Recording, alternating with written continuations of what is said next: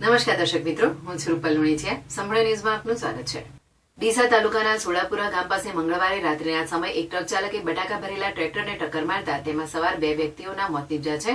તેમાં ટ્રેક્ટરમાં ભરેલા બટાકા પણ રોડ ઉપર વેરણ થઈ ગયા હતા. આ અંગે ડીસા તાલુકા પોલીસ સ્ટેશન ખાતે ફરિયાદ નોંધાઈ છે.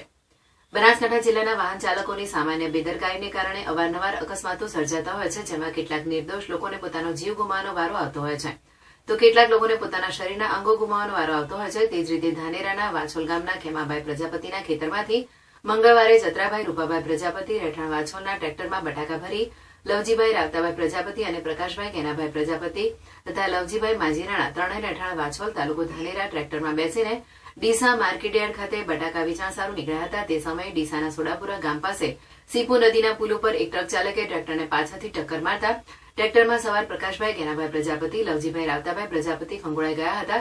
તેમજ બટાકા પણ રોડ ઉપર વેરણ થઈ ગયા હતા. જોકે આ ઘટનાને પગલે આજુબાજુથી લોકોના ટોળે એકત્ર થઈ ગયા હતા અને 108ને જાણ કરવામાં આવી હતી, જેથી એમ્બ્યુલન્સ ટીમ સાથે ઘટનાસ્થળે દોડી આવી હતી. લવજીભાઈ પ્રજાપતિએ પાલનપુરની ખાનગી હોસ્પિટલમાં અને પ્રકાશભાઈ પ્રજાપતિએ ડીસાની સરકારી દવાખાને સારવારથી ખસેડવામાં આવ્યા હતા, જે સારવાર દરમિયાન બંનેનું મોત થયું હતું.